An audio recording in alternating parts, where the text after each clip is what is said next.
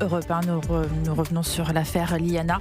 Le profil du suspect révèle un fiasco grave du système judiciaire en France, une faillite. On en parle avec vos chroniqueurs Mathieu Hoc, Éric Revel. Nous avons aussi notre invité Pierre-Marie Sèvres, directeur de l'Institut pour la justice et auditeur d'Europe 1, nombreux à réagir au 01 80 20 39 21. Elliot. C'est un scandale d'État qui amène une réaction il y a quelques instants du président de la République, Emmanuel Macron. On l'écoute.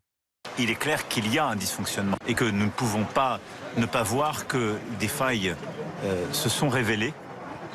Il faut maintenant les clarifier. Et donc, ce que le gouvernement va faire, c'est de se mettre en situation, avec des enquêtes très rapides, et j'ai demandé qu'elles soient le plus rapides possible, et bien de pouvoir clarifier aussi les responsabilités qui sont à l'œuvre. Mais les choses ne se sont pas passées comme elles auraient dû se passer, c'est une évidence. Et donc c'est inacceptable.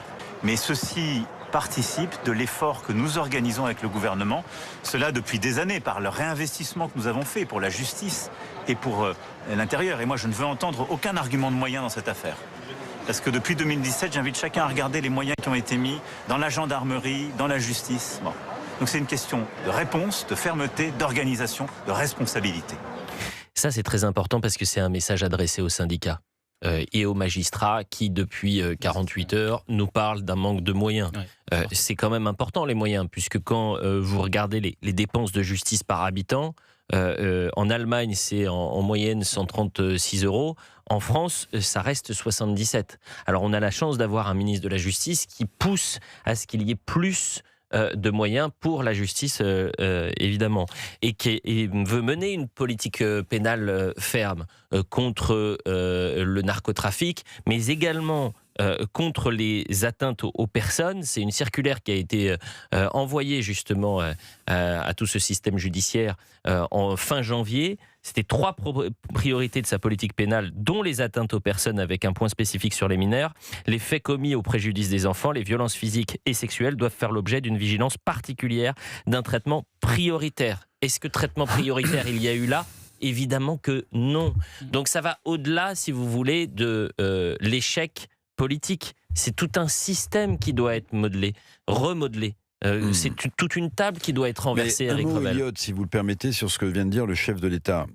Quand il a accueilli à l'Élysée l'équipe vainqueur du PSG, il a parlé de débordement, là il vient de parler de dysfonctionnement, et il a employé le même mot ensuite pour dire que c'était inacceptable. Inacceptable. Les débordements qui étaient des émeutes, les dysfonctionnements qui sont un fiasco ou un désastre sont inacceptables. En fait, le président de la République, c'est une sorte de gyrophare lexical, c'est-à-dire qu'il a 2 tons.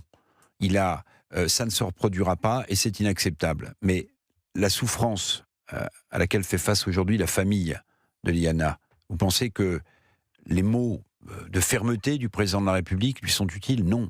Non. Et quand on dit c'est inacceptable, alors vous dites la justice manque de moyens. Je regardais la façon dont on écoute la parole des enfants dans ce pays.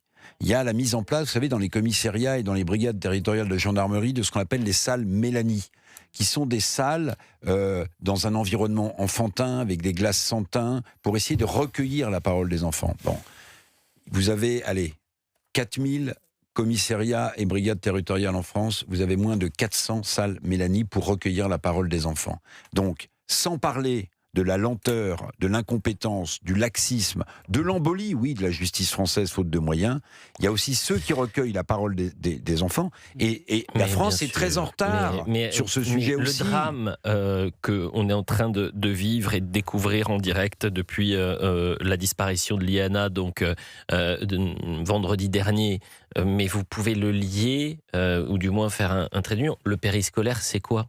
C'est des signalements qui n'ont pas été entendus. Et c'est une fermeté qui n'a jamais existé. Et c'est une bombe qui explose aujourd'hui.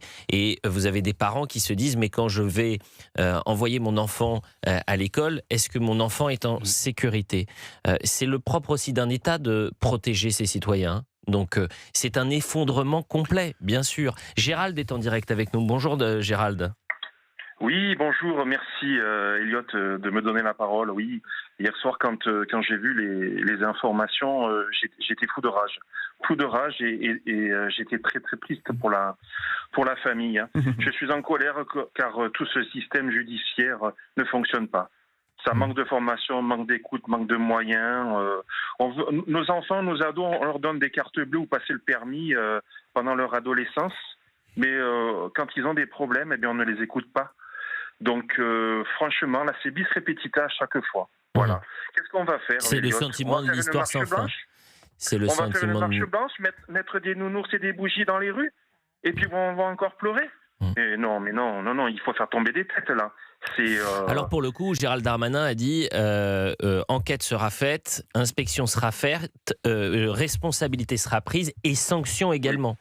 Donc, mais ce qui est terrible, c'est qu'il faut un drame pour que aujourd'hui il y ait une application de sanctions, alors que ces faits-là, je ne parle pas évidemment seulement de cette disparition, mais ce dysfonctionnement, tiens, pour reprendre le terme de la justice, ce dysfonctionnement judiciaire, ce désastre judiciaire, mais vous pouvez faire une liste à la Prévert d'une faillite judiciaire.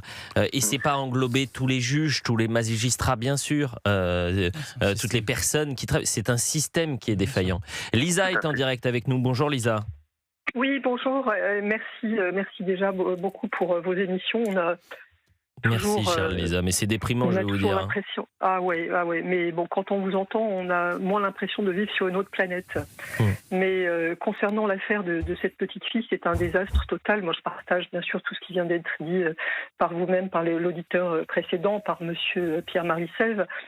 Mais au-delà, si vous voulez, des sanctions, parce que qui seront prises, c'est comme vous le disiez précédemment, c'est un système qui est complètement à revoir. On voit qu'il y a eu 4 ou 5 signalements. Ça veut dire qu'il y a eu 4 ou 5 personnes dépositaires de l'ordre public qui n'ont rien fait. C'est abyssal. Mais moi, je pense que ça va au-delà, chère Lisa, si vous voulez, l'historique des défaillances.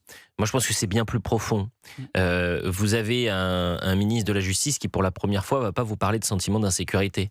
Un ministre de la Justice qui a parlé d'ensauvagement de la société quand il était ministre de l'Intérieur.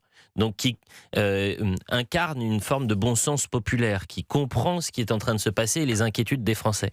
Mais il a face à lui quoi ?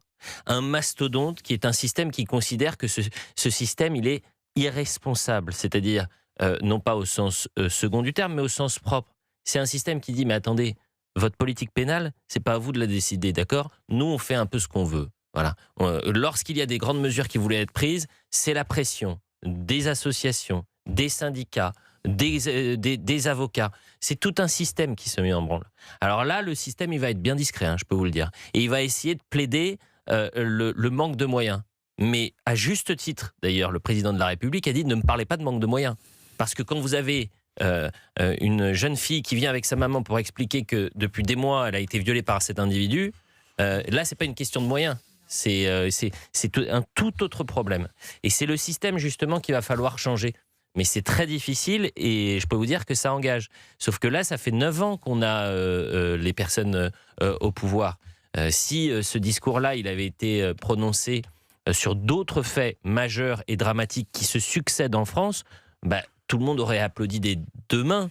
Mais vous avez peut-être envie de dire, lorsque vous écoutez cette émission, mais ils attendaient quoi ? Ils attendaient ça ? Ils attendaient un drame. Donc c'est ça qui est aussi insupportable. 11h57, Pierre-Marie Selve, je vous sais pressé.